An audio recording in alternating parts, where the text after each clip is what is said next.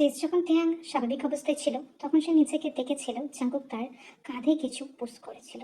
এখন সে নিজেকে একটা অন্য রুমে খুঁজে পায়, যেখানে তার শরীরে কাপড়ের লেস মাত্র ছিল না। তাকে পেতে দেওয়া হয়েছিল বেডের সাথে। তেহাং ভীষণ বিচলিত হয়ে পড়ে। আমার রসমালাইটা, কতকাল তোমাকে খেয়ে দেখা হয়নি। রসে টুস টুস করা যৌবনে হাত ছুঁয়ে দেখা হয়নি। খুব ইচ্ছা করছিল না ক্রপ টপ পরে সবাইকে শরীর দেখাতে? এখন আমার সামনে এই অবস্থায় কেমন লাগছে তে? স্পিক, স্পিক তে। আমি তো আপনার সাথে কোনো রকম সম্পর্কই রাখতে চাই না। তাহলে কেন এসব ছেলে খেলা, কেন এসব নোংরা খেলায় মেতে উঠেছেন আপনি? আমাকে যেতে দিন, এইভাবে আমাকে হ্যারাস করবেন। এটাকে হ্যারাসমেন্ট বলে না বেবি, সিরিগাল। তোমার প্রতি আমার ভালোবাসা পেয়েছে, আদর করবো তোমায় মন ভরে, যেমনটা তুমি চেয়েছো। কেমন? শরীরের ভাঁজে ভাঁজে আবার আমার চিহ্ন খত করে দিতে হবে, নয়তো তুমি আবার পেট দেখাবে সবাইকে, তাই না? তবে আমি স্বার্থপর নই। আমি যেমন রসমালাই খাবো, তেমনিও তোকে সুযোগ করে দেবো।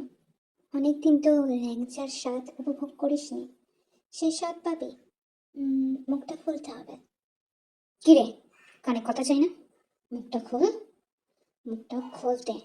এই বলেই জাঙ্কুক বারবার তের মুখ প্রেশার দিতে লাগে এবং তেকে হাঁ করাতে বাধ্য করে। আর তারপর শুরু করে নিজের কাজ।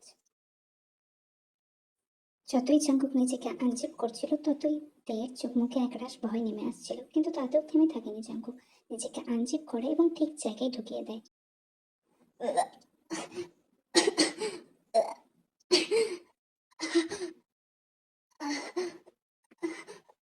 জোরে জোরে এইভাবে কে প্রেশার দেয় জাঙ্কুক? সবকিছু সময় সাপেক্ষ হয়। আমার মুখ এটা, অন্য কিছু না। কি পেয়েছো কি তুমি? হ্যাঁ, ছেড়ে দাও আমায় বলছি, ছেড়ে দাও।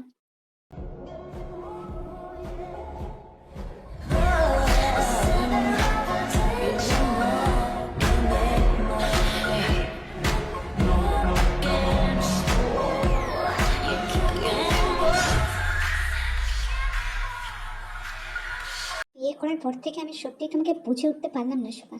তুমি কেমন দাদা? হ্যাঁ, তুমি জানো জাঙ্কুক দেখে তুলে নিয়ে গিয়েছে শাস্তি দেওয়ার জন্য।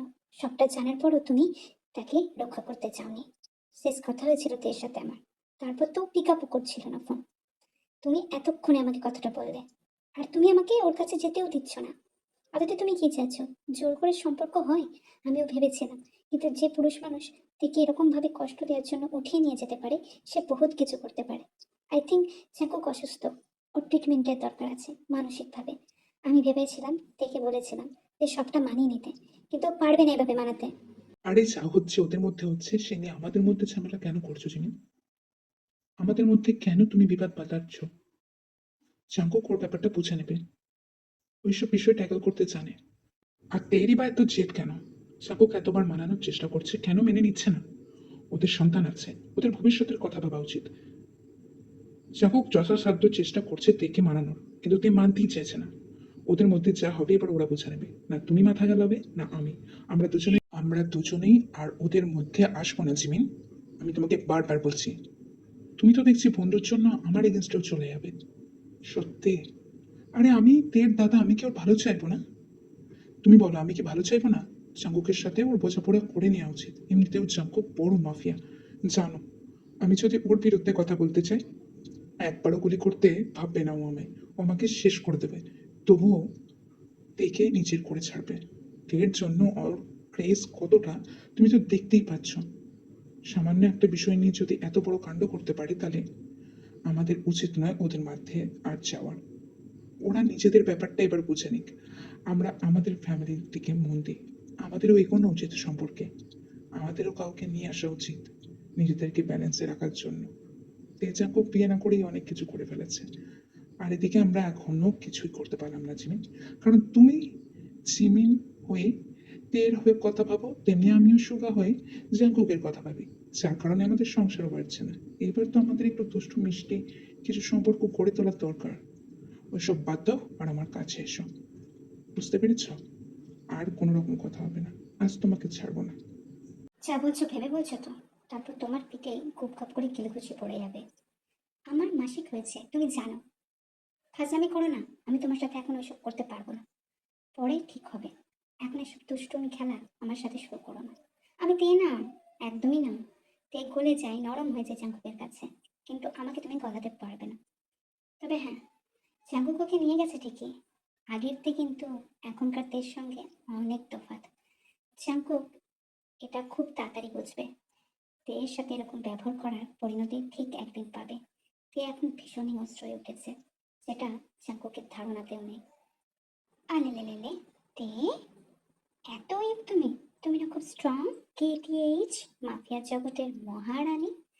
তাহলে তোমাকে তো আমার সঙ্গে পাল্লা দিয়ে উঠতেই হবে। দেখো, অ্যানাকোন্ডা থেকে যতক্ষণ না গরম লাভা তোমার মধ্যে পড়ছে, ততক্ষণ এই জাঙ্কুকের শান্তি নেই। বুঝতেই পারছো, অনেক দিন, অনেক দিন তোমাকে ভালোভাবে আদর করিনি। অবশ্য আজকে আদর পাবে না, যা হবে শুধুই শাস্তি। তোমার তোমার সাহসের দাম দিতে হয়। তোমার এত বড় সাহস যে তুমি ক্রপ টপ পরে সবার সামনে ড্যাং ড্যাং করে চলে গেছো। তুমি জানো আমার জেলাসি কি? তুমি জানো আমার অবসেশন কি? নাকি ভুলে গেছো সবটাই? ভুলেই গেছো। মনে করাতে হবে। আর আজকে তো কি হবে কেউ জানে না। ও, ডোন্ট মাইন্ড ইট। তোমার বেবি খুব ভালোভাবে জিমিনার সুগার কাছে আছে, তাই ওইসব নিয়ে চিন্তা করো না। এখন শুধু আমার উপর মনোযোগ দাও, বুঝেছো বেবি? কারণ আমার মনোযোগ নিতেই তো ট্রাই করেছিলে, কিন্তু কে আর জানতো তোমার জন্য জ্যাকের অবস্থাও খারাপ হলো। ফালতু ফালতু নিজেকে ওরকম প্রেজেন্ট করে জ্যাককে না মারলেই পারতে। বেচারা ছেলেটা এত সহজে মরে গেল, এত কম বয়সে। চাঙ্কুকের জিনিসে হাত বাড়াতে এসেছিল কিনা। বেঁধে রেখে শাস্তি দিতে মজা আসে ভীষণ। তুমি কিছু করতেও পারবে না, না আমাকে আটকাতে পারবে। অবশ্য হাত খুলে রাখলে পা খুলে রাখলেও তুমি কিচ্ছু করতে পারতে না আমার শক্তির কাছে, বেবিকা। যাই হোক, শুরু করে দিই প্রসেস। গোটা রাত আছে, আমি আর একটু সময় নষ্ট করতে চাচ্ছি না, কারণ তোমাকে মন ভরে শাস্তি দিতে হবে যে। ছোট্ট কিটেনটা আমার মুখের স্বাদ নিতে মরিয়া হয়ে উঠেছে। কেমন কান্না করছে দেখো, জল ঝরে ঝরে পড়ছে, ঝরে ঝরে। বেশ মজা লাগছে ওতে। তুমি যত ইগনোর করো, তোমার বডি আমাকে ইগনোর করতে পারে না। দেখুন জাঙ্কুক, এসবের ফল কিন্তু ভালো হবে না। আপনাকে আমি ছেড়ে দেবো না। সেই আগের দিন নই আমি, আপনাকেই কিন্তু শেষ করে ফেলবো। বুঝতে পেরেছেন? আগে আমার হাত থেকে মুক্তি তো পেয়ে দেখাও, তারপর নয় শাস্তি দেবে। বাঘের গোয়ায় পড়েছ তে। এখন স্বীকার না করে, মাংসের স্বাদ না নিয়ে কিভাবে ছাড়ে বাঘ তোমায়? বুঝতেই পারছো। সবকিছু জানার পরও এই বোকামো কথাগুলো না বললেই নয়। আমি অনেক সহ্য করেছি, আর আমি ওয়েট করতে পারছি না।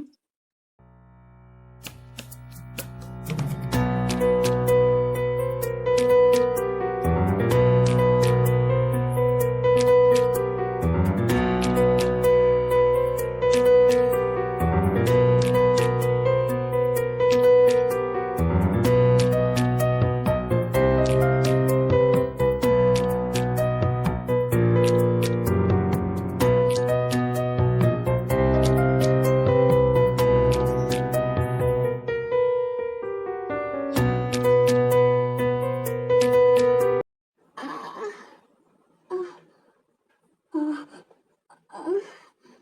এতটা নৃশংসতা, এতটা নৃশংসতা জাঙ্কুক! এবার তো ছেড়ে দিন। এত ব্লিডিং হচ্ছে, তারপরেও ছাড়ছেন না। এই আপনার পানিশমেন্ট।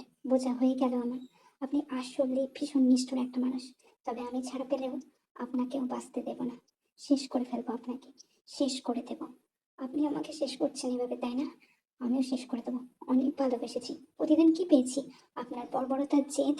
তুমি আমার জীবন থেকে চলে যাওয়ার পর কত মেয়ে লাইনে দাঁড়িয়েছিল জানো, শুধুমাত্র একটা রাত কাটানোর জন্য। তোমার তো ভাগ্য ভালো। যাই হোক, সেসব কথাই না চাই। আমি সত্যি এখন বউ পাগল স্বামী হয়ে গিয়েছি। বিয়েটাই হয়নি আমাদের, তাড়াতাড়ি হয়ে যাবে। আর যেটা আজকে হচ্ছে সেটা তোমার কৃতকর্মের জন্যই হচ্ছে। So take it baby. খুব ভোর রাতে জাঙ্কুক স্যাটিসফাইড হয়ে তেকে ছেড়ে দেয়। তবু তার বাহুবন্ধনীতে জড়িয়েছিল। তেকে নিজের কাছ থেকে একবারও আর আলাদা করেনি। বুকের সাথে চেপে ধরে রেখেছিল। বারবার দেহের গন্ধ নিজের মধ্যে নিচ্ছিল। তের চুলে বিলি কাটছিল। তের গোটা বডিতে দাঁতের আঁচড়, নখের আঁচড়, রক্ত জমাট বেঁধে গিয়েছিল। নিজেকে এরকম অসহায় অবস্থায় দেখে তের নিজেকে খুব খারাপ লাগছিল। এইসব সম্পর্ক তো সহজভাবেও স্থাপন করা যায়, কিন্তু কেন জাঙ্কুক কোনোদিনও সহজভাবে তাকে ভালোবাসেনি? জোর করে তো এভাবে না করতেও পারে, কিন্তু এসব ভেবে কিছুই হবে না।